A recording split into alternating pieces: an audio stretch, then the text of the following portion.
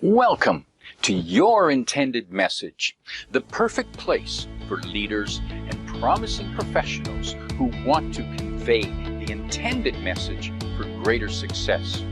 Every week, we interview experts who can help you communicate more effectively, whether that's one-to-one, one-to-few, or one-to-many.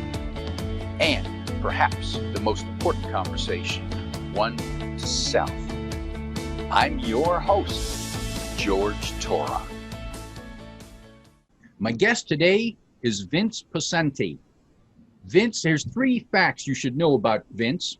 1, he is a celebrated expert in the world of communications. There are only 4 people on the planet who've been inducted into both the Canadian and the American Speakers Hall of Fame.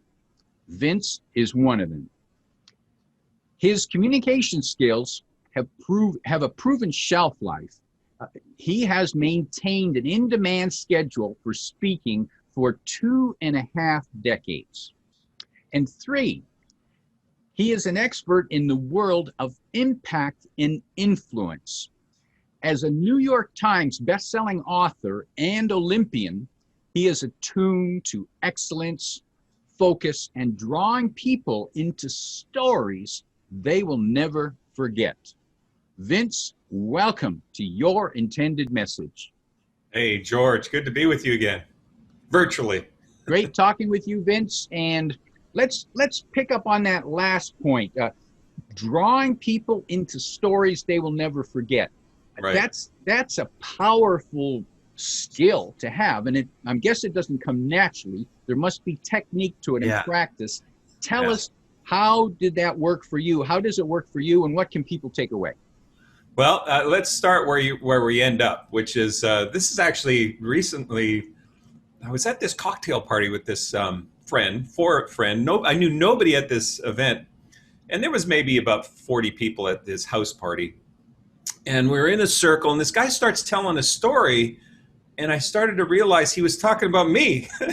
And this guy had no idea he was talking about me. What's really interesting about this is as he got into relaying my Olympic story and all that, he revealed that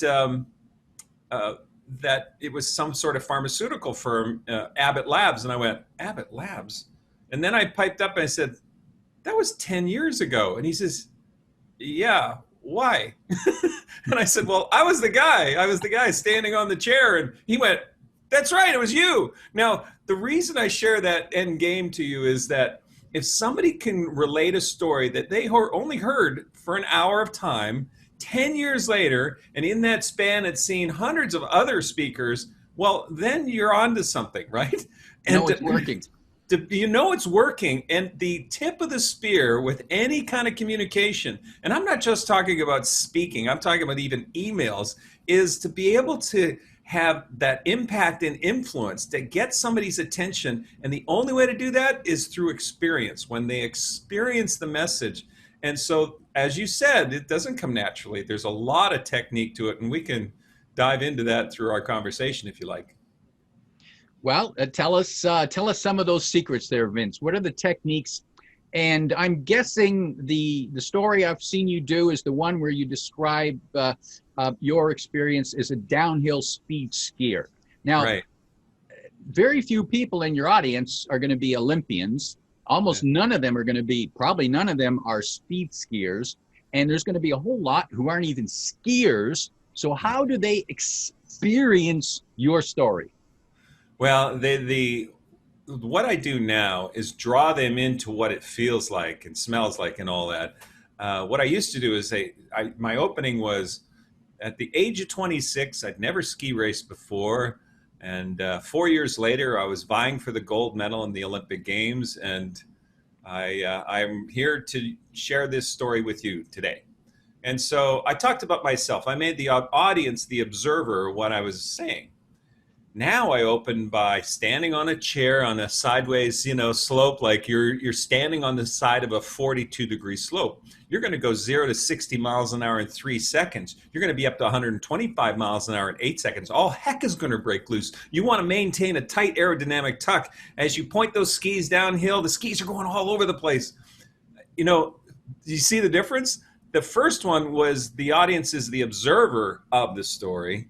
And in the second one, I brought you into the story with language. You're on the side of a 42-degree slope. Your body's pushing all around. I mean, the skis are going whap, whap, whap, whap, whap. I didn't say your skis. I said skis are going whap, whap, whap, whap, like that. So when you use language that draws them into the experience, get this, people never forget an experience. Like that guy 10 years later from Abbott Labs. I mean, it was just evident when you draw people into an experience, it sticks. And then once you give them an experience, you give Velcro content to that experience, which means they internalize that content rather than they have to source it and go back. And what did he say? And, in the cerebral mode of trying to go through it, it's been internalized and then mission accomplished. That's being able to bring people into the content as well.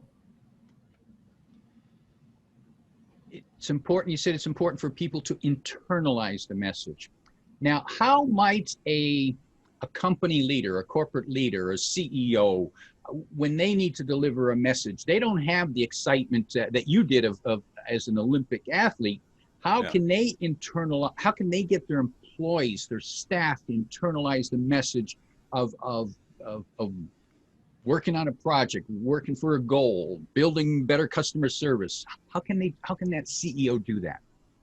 Well, I've been coaching CEOs and VIPs and celebrities for the last maybe decade now, because there is a technique to it. And it really is, I'll give you the anatomy of communication, if you will. And it's the eyes, head, heart.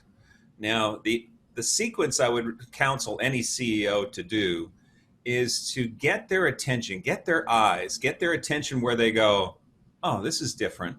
So if the CEO stood up there and was reading off a teleprompter and said, what an honor to be with you here today. It's good to be with you. What I'd like to cover today is the kinds of things that we've been, it's this, it's the antithesis of what you want to accomplish.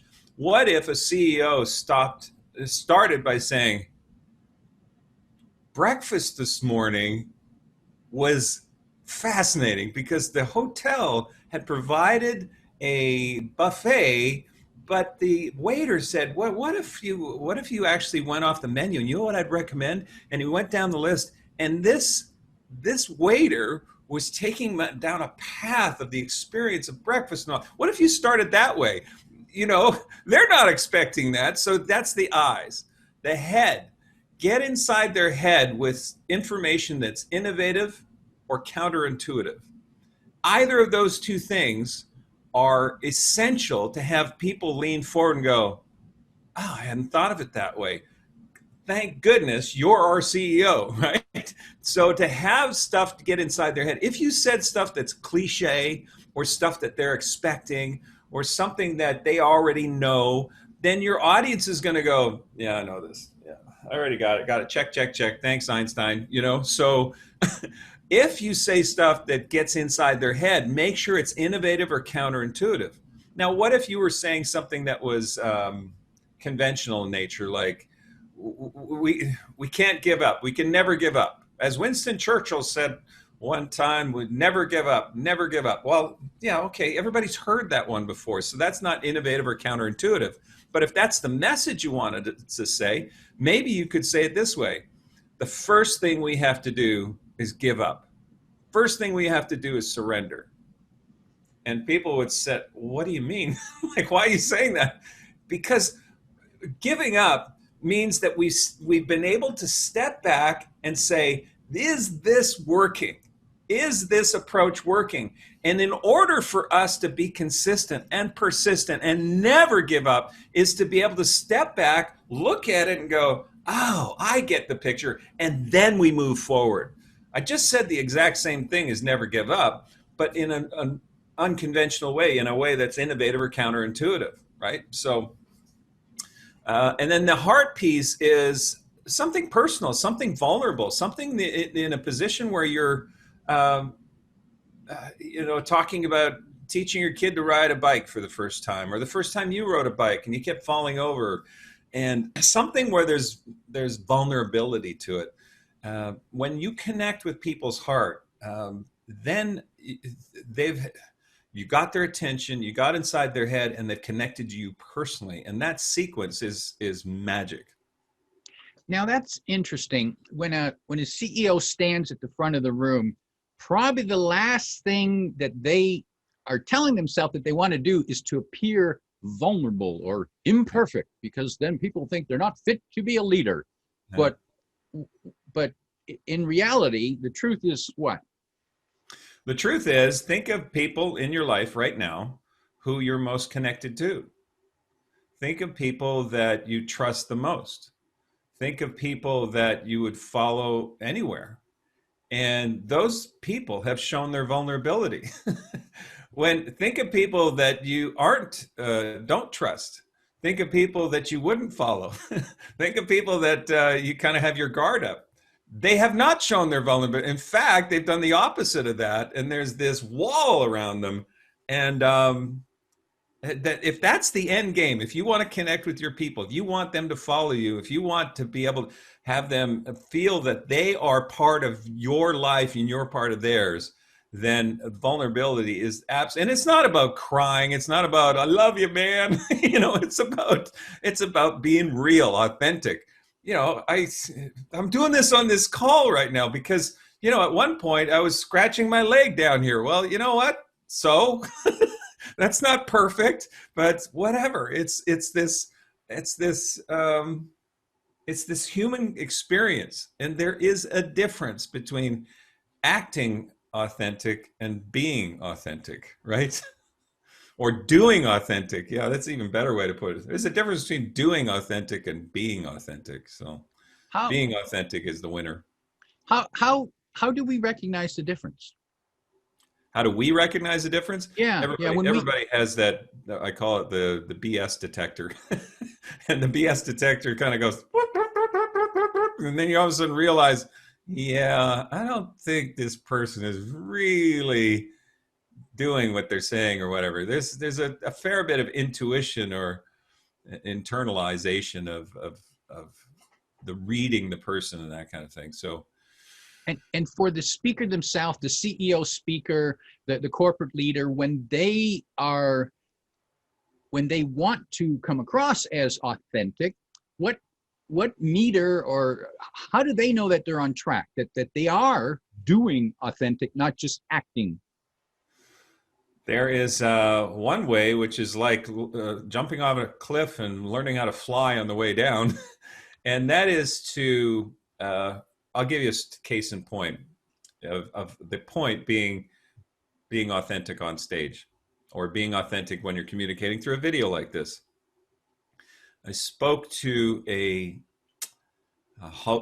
massive hotel chain. They had all their managers there. There was about almost 2,000 hotel managers all in the same room, and their theme that year is being spontaneous. They wanted everybody to be spontaneous and think on their feet. And if a guest needed something, that you provide that solution, no matter who you are, no matter who is working for you. It was spontaneity. That's their theme for the year. And the executives got up and were reading the teleprompter. This year is our year of spontaneity. We want to be able to think on our feet. They're reading the teleprompter. And I'm standing at the back going, am I the only one seeing this?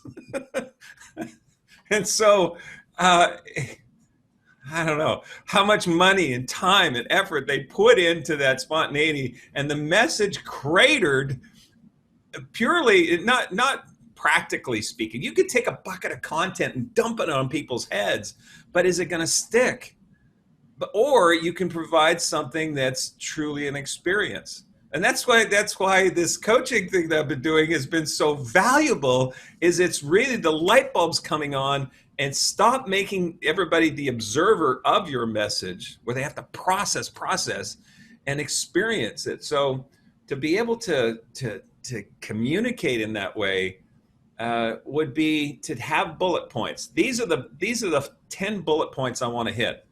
All right. And all the CEO would have to do is look at that bullet point. They know the content behind that. They know they may mess up. They may have to add something in a memo after that they forgot to mention or something. Okay, that's period. But if they went through these bullet points and went, so we have to talk about supply chain management. Supply chain management this year was not what it needed to be, versus supply chain management was not to the level of our expectation. What we wanted to be able to accomplish, the difference is massive. And people, when you're communicating in a conversational tone, when you own the stage from a confidence of the material, people lean forward. They want to know and experience what you have to communicate. Now, does that mean now you're critiquing the use of the teleprompter? Does that mean that, and I appreciate that, but does that mean that they should memorize the presentation? I'm not a fan of memorizing a presentation, because then it's theater. There are some triggers. Like the outline could have supply chain management, and then underneath it may have 3 subpoints that they really want to get across. And there's nothing wrong with looking down and going, oh, the supply chain management that's happening from Asia Pac, is one of our biggest concerns because of the delay that's going on right now. And so, I just said it in a conversational way. So it's the teleprompter. I've done this. I've actually had the teleprompter with the bullet points. And so the bullet points were there, and I glanced at the bullet points and I knew what I was saying. So you could actually lay out bullet points on a teleprompter as well. The point is, they want to know you. They want to feel like they're in a conversation with you and feel like they matter, instead of an engineered kind of concept. And some CEOs just don't have those communication chops. I didn't. I mean, my first presentation, if I showed you a video, you would cringe, absolutely cringe by looking at it, because it was so stilted, and now it's not the case. Those, you mentioned that you coach executives and celebrities to deliver presentations. When they come to you, when they first come to you, what are the most common misconceptions that they have that you almost need to give them a slap to wake up and pay attention? The first one is that the audience cares about you. Now, I'm being very facetious and cynical, but why not start there? Why not pretend that every single person in that audience doesn't care about you at all? All they care about is themselves. Okay. So if you came at it from that standpoint, then you're no longer on stage to be the purveyor of knowledge and wisdom and direction. You're there. They love me, yeah. Yeah. Engage them in a way to say, oh man, the supply chain management that's going on right now, we know this is frustrating. We know that's frustrating for each of us in this room. And for us to be able to engage in a way to be able to get past this obstacle, is the only way we're going to be able to do that is to do it together.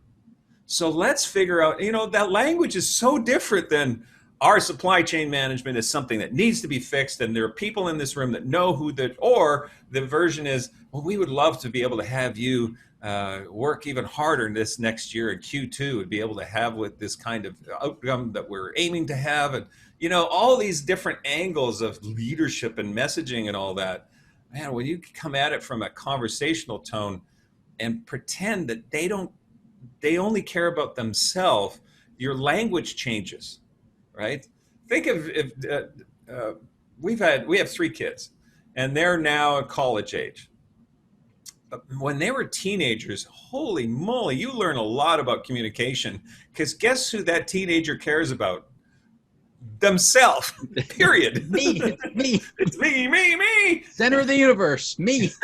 Absolutely, the center of the universe. So if you're going to communicate as a parent to a teenager, you definitely approach it from a different angle.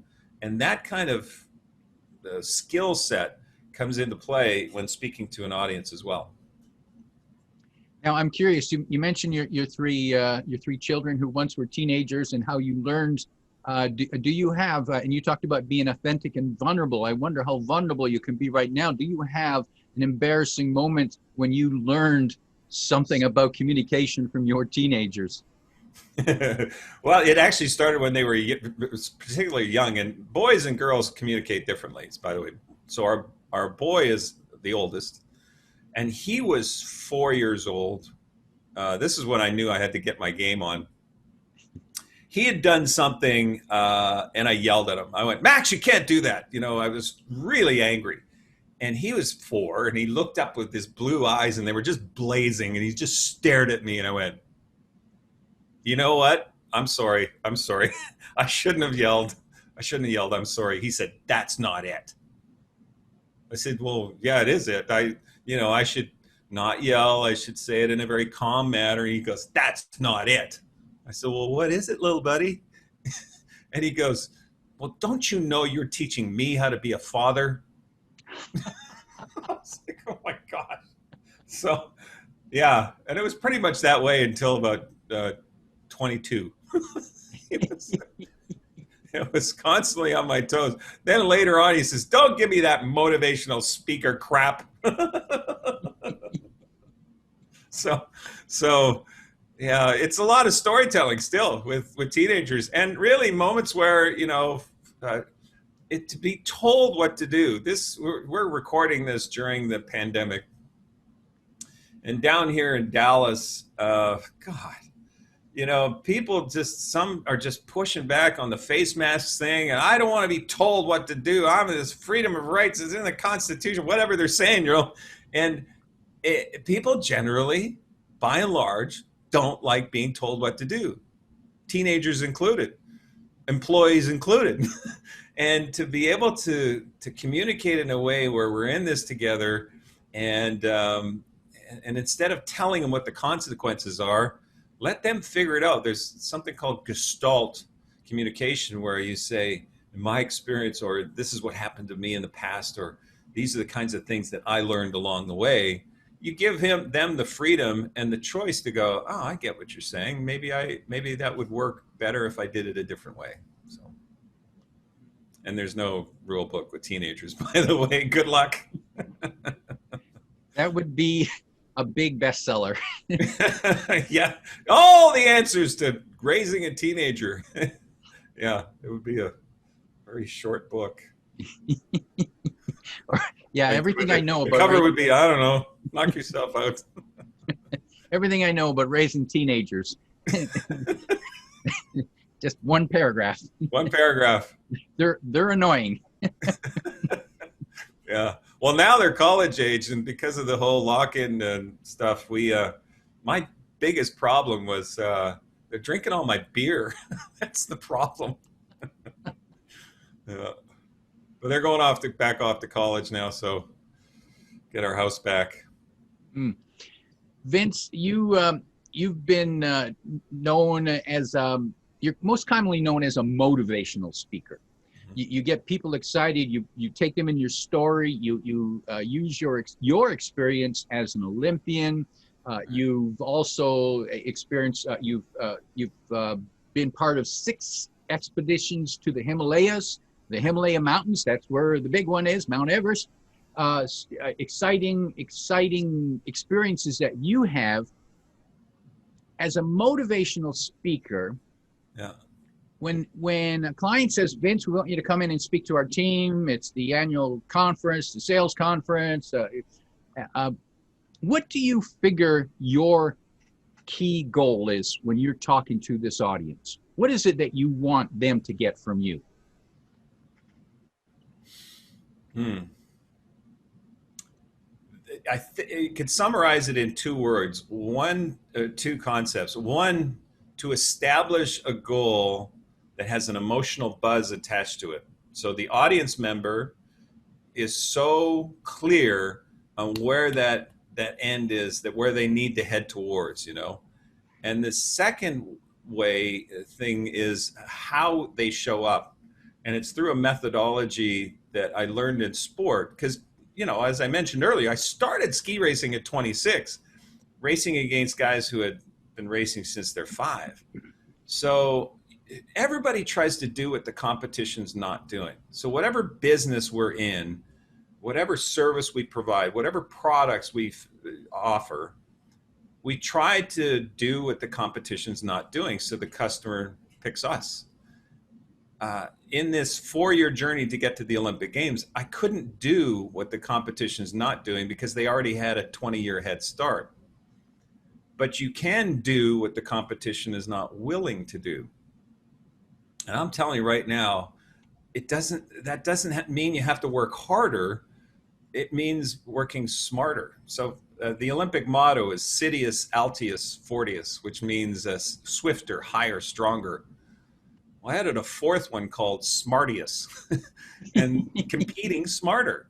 When you show up and compete smarter, you end up having such a distinct advantage in any competitive landscape that you could even explain what you're doing and they would go, what? You know, I was at the library researching biofeedback and sensory deprivation float tanks, hypnosis programs. I mean, other athletes were going, I'm in the gym and I'm just doing reps. It's like, yeah, no. When you compete smarter, you end up superseding the competition. 26 years old, I was a recreational, never ski raced before, didn't even know how to prep a ski, never been on a ski course, been recreational skier. 2 years later, 2 years after all this mental training and competing smarter, I was ranked 10th in the world in speed skiing. 10th. How? How does that happen? Is it because I'm lucky? Is it because, no, I was an architect for the mindset. And that all correlates to how you communicate, the mindset of being able to have, if you're the architect for truth, you'll gravitate to that truth. And so, you know, I'm called a motivational speaker, but I wish there was a category for motivating people to take innovative action that is specifically practical to what they do on a daily basis. That's what I do. You know, I don't think there's a word for that. Maybe the Japanese got one. I gotta ask. Yes, they have a lot of words. They have a lot of words that mean a lot of big things. Yeah. So anyways, is that racially insensitive? I don't know if I just, anyways, I'm sure. No, they have some good words that just don't translate. Yes. Yeah. Like Kaizen, you know, we don't have. Perfect. Right. Mm-hmm. Now, Vince, I'm curious about your journey as to become an Olympic athlete, from recreational to 10th in the world in 4 years.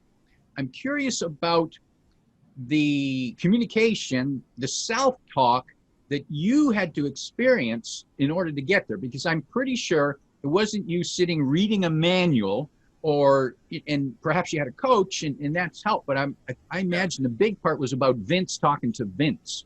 Yeah, that internal conversation is basically universal. There is a fella named Dr. Lee Poulos out of Vancouver.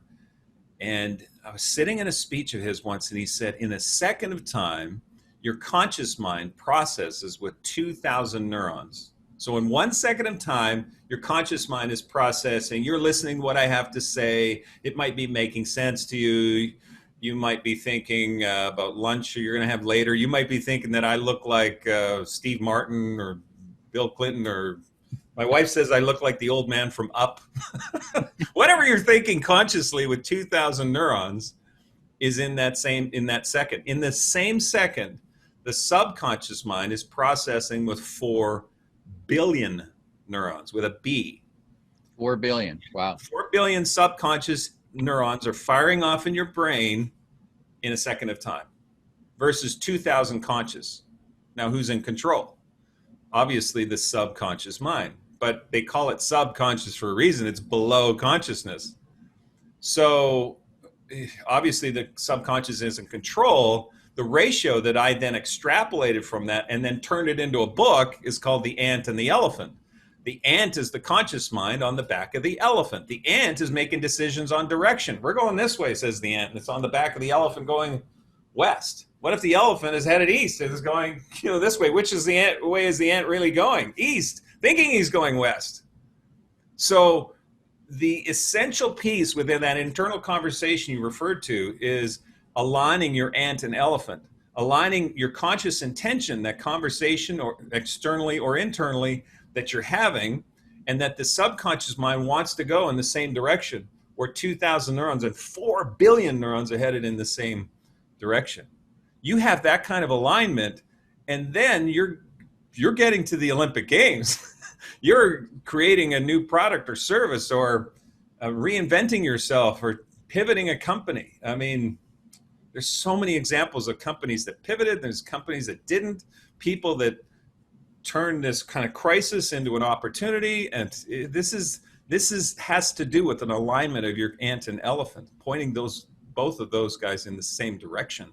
Then then you just got to get out of the way as a leader. If you've got your people with their ant and elephant headed in the same direction, just get out of their way, because this is going to manifest. I mean, you gravitate to that which you believe to be true, right? So what's true to your subconscious mind? So consistently, what I would do is I'll have a roll of them here. So you see these gold dots? This gold dot right here? Mm-hmm. There you go. Yep. You see it? Now, what I would do is put it on things like my cell phone. This one, my old gold dot just fell off. I noticed that. So then I put the gold dot on stuff. I've got it on my monitor here. I've got it over here. And every time I see a gold dot, back when I was racing, I'm the fastest speed skier in Canada, top 10 in the world. I'm the fastest speed skier in Canada, top 10 in the world. I never ski raced before. But if that gold dot comes true, you're marching in the opening ceremonies of the Olympic Games. That has an emotional buzz attached to it. That's like, oh, I'd love to do that. And when you have an emotional buzz from something, it means that your ant and elephant are headed in the same direction. It means this physiological reaction from just a thought means that this alignment of 2,000 neurons of 4 billion neurons are headed in the same direction. You are onto something. And as a CEO, if you're communicating a way that you get your people to have an emotional buzz attached to the vision of where you want to end up, goodness gracious. There's no accident that FedEx's order of priority is people, process, and profits. They start with the people. What do you need? Where do you want to go? Who do we serve? What do they need, right? And we're doing this together. Okay, FedEx was able to coalesce a bunch of people around the planet under this mission that we're in this together. And then the process, our process we're going to live and die based on that. So they were very vehement about making sure that they delivered on that process. And they knew from people and process that profits would occur. There's an emotional buzz around that. 3M, innovate, right? If I work at 3M, I get to innovate. I love to innovate. That's why I was hired, right? So there's an emotional buzz there. What's your, I'm talking to the CEO right now. What's your emotional buzz that everybody has about your company or where you're headed? Do you have one? If you don't have one, then start there. And if it's not working, then, tweak it. Call somebody like George or myself. We'll come in and help you with that, right? So I don't know.